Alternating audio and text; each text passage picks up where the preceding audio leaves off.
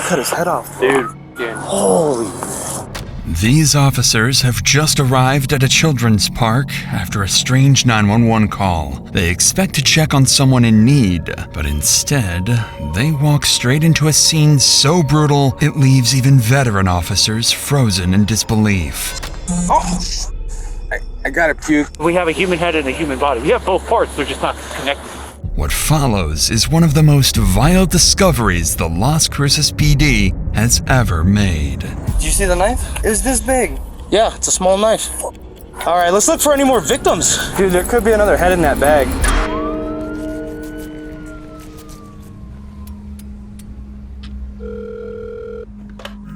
So I was just driving, right, and then I pulled in top of the park, and I seen there was a body laying on the floor, and then I think his head was on the side of him. Could you tell if he was breathing? So then I no, his head was completely off of his body.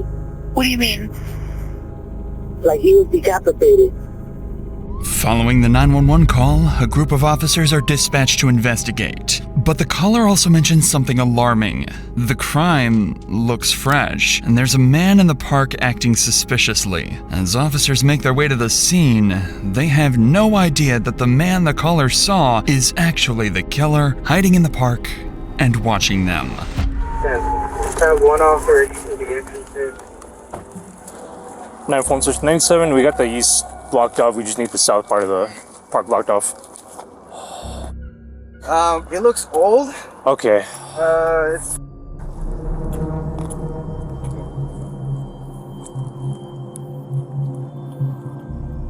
Go make 2-5 with them. Someone's sitting right there. Officers arrive and find a man lying motionless in the middle of the road with his head completely severed. As they begin securing the scene, one officer spots a man sitting beneath a tree just a few feet away. He signals another officer to move in and make contact, and when he approaches, he instantly notices that the man is covered in blood. 946, make 2-5 with the pedestrian in the middle of the park. Sir, put your hands up. Stand up. Come over here. Put your hands up. Put your hands up.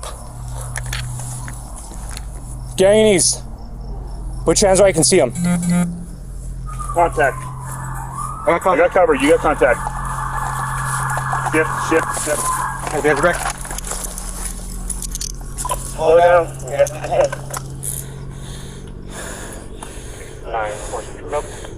I just lost my... Just pat him down, bro. Yeah. Come off there. Is it cool if I take everything out of your pocket? Put gloves on, please. Put gloves on, please. Yeah, I got gloves. Here you go. Just get him at it. Hey. We need somebody to stay at the intersection to make sure our scene doesn't get contaminated. Smith, get back to the intersection. Smith, go with the body. After cuffing the bloodied man, officers also notice a blood-stained knife resting beside him. What stands out most to officers, however, is his eerily calm demeanor. He seems completely detached from the horror in front of him, as if none of it has anything to do with him. To them, it's clear something is very wrong with this man. Still, it seems like they've caught their killer, but what they don't realize yet is that this isn't the first time he's been arrested for murder.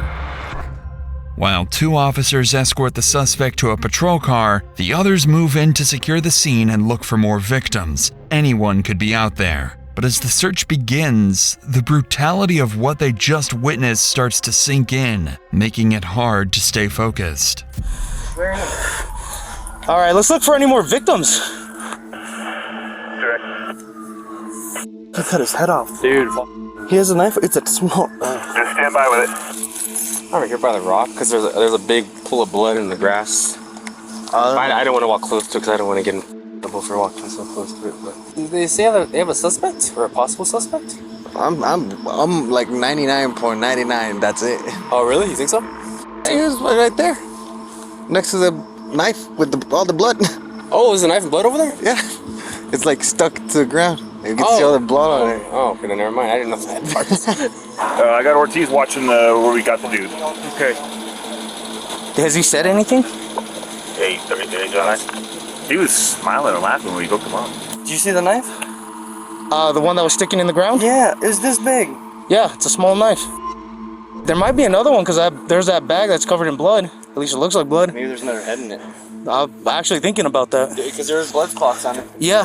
Oh, right by here, nobody closed that shit out. Yeah.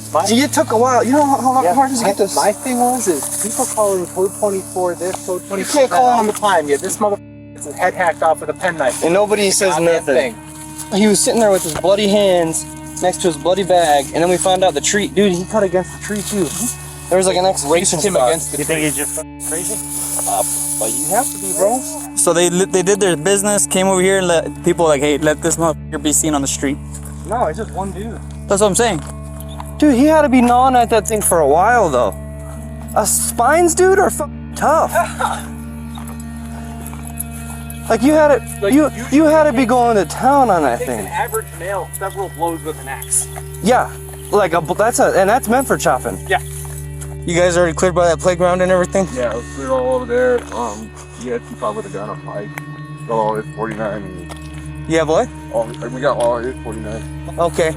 I think the park's clear now because I came up all the way from the west coming east. So go back with Ramirez and one of you all decide who's going to go to Nate, okay?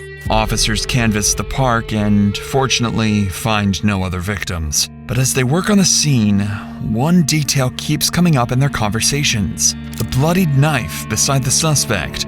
They can't believe that a weapon this small could have been used to behead a man. But as it would soon turn out, they were focused on the wrong detail, because what the suspect did after the murder would shock detectives even more. For now, though, detectives turn their attention to the victim. Oh no, that's Stop. well, I don't know. He's got a scorpion on his back. Like a, You can go look. Go. okay. So the scene is right there. Where? Right there. You see all the blood? Why? How did he drug him this far? The head got over there somehow. So he either had to pick it up and move it, or he kicked it, or rolled it, or something like that. So we got a tattoo. Times too. Yeah, we got some stab wounds, some good stab wounds, multiple stab wounds, and he was saying it's a 2-inch knife. Yeah. Got small stab wounds right there. What's that, Dustin? Glass? Right there. See that shiny stuff there and there? What is that? Could be spit. Yeah, could be spit. Looks homeless, kinda? Yeah, the camp that's up here. Let's see where they're at. Yeah, see, they said there's a camp up there, so I'm wondering if that's where he's actually been staying at. And you think you drug him over? Yeah, Oh, yeah, because because there's got drug marks, and if you shine your light up there, right by this tree, there's a puddle of blood right there, and blood on the tree. He either was carrying the head, or the head fell off from that time. It looks like and there's a roll right there. He does a roll? Yeah, because there's blood right there, or kicked it. Yeah.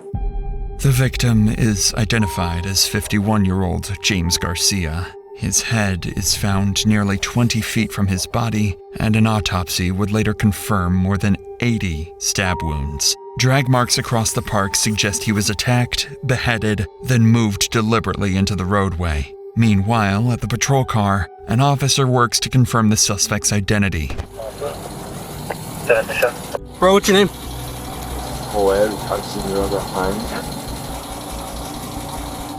So, this is what he gave me. I don't know if you guys finally identification. Laser said he didn't feel a lot on. Start right. Yeah.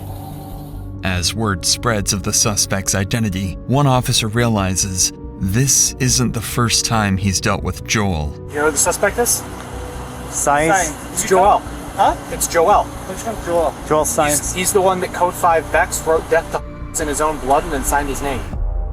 8 weeks before this incident, Joel went on a vandalism spree in Las Cruces. He smashed the windows of 2 local businesses, and inside one of them, officers found walls covered in homophobic slurs and hate-filled messages, written in marker and smeared with blood. Damages totaled thousands of dollars, and surveillance cameras captured Joel disappearing into the night. He was arrested days later and charged with multiple felonies, but was released pending trial. A clear warning of what officers would encounter just weeks later.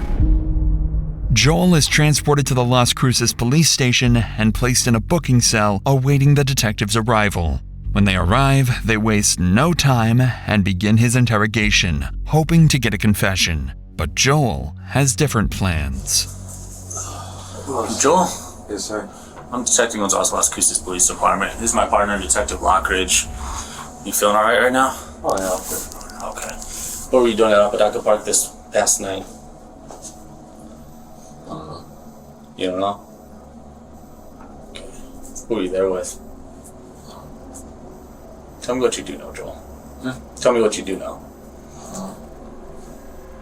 What do you know? What happened? What'd you get on your hands? What's that? You don't know what you got on your hands? And you don't know what you were doing in Apodaca Park tonight?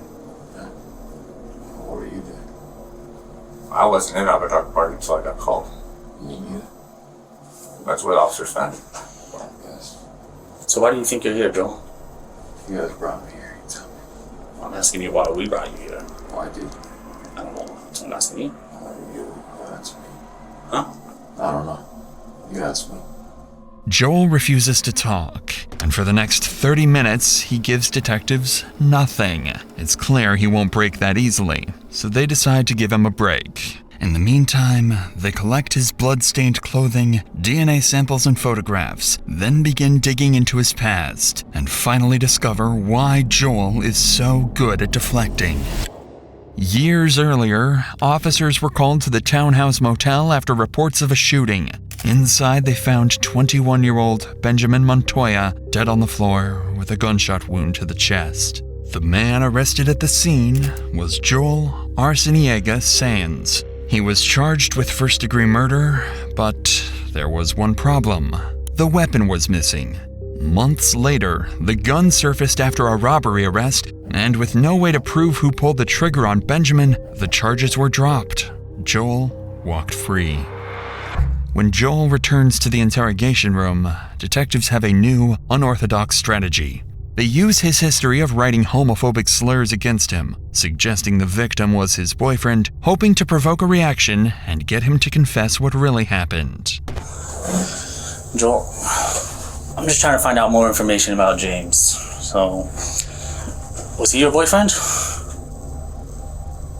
Were you guys dating each other? Okay, were you guys in some kind of lover's quarrel? Yeah. Oh? Who's that? Like, because he's your boyfriend, you guys got in an argument? Who told me that? That's just what I'm getting. Who's getting me that? You tell me, man. Why would you call me gay? I'm not calling you gay. Yeah, I'm not judging you. I'm married. Yeah, I'm married. You're married? Yeah. Who are you married to? Are you married to James? Are you trying to insult me? Huh? Are you insulting me? No, I'm not insulting you. I'm not calling you gay. Well, why are you calling me gay though? We're not calling you gay. We're just asking you that's what it is. I didn't call you literally gay. just called me gay. I said, are you married to James? No, who told you I'm married to James? I don't know I'm married. Okay. Well, I'm trying to find out why James is dead in a park and you have his blood all over your hands. I don't know what you're talking about. I'm not gay. I bet you are. Where are you getting this? You're lying. I'm not lying about anything. You're lying. You're telling me I don't know You're a everything. detective. Yeah, you act like a child. I'm not acting like a child. Yes, you are. Okay. Oh, So then tell me about James. Tell me about James.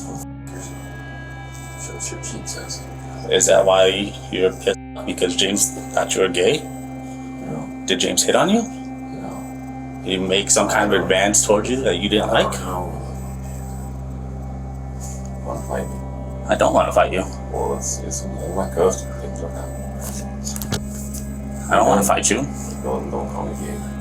I'm not calling you gay. Beat the shit out of you. I'll beat the shit. Okay. Here's what I think happened. You and James are in a relationship. He said something to you, and you killed him. Where did you hear? Does your wife know where you're at right now? No, I'm not gonna tell you. Does she know that you're sleeping in the park with another guy? No. Well, that's You told me earlier you're sleeping in the park. You and James are the only ones in the park. I didn't do that.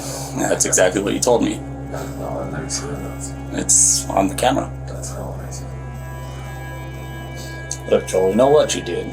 We just want to know why you did it. So then why did you kill that guy?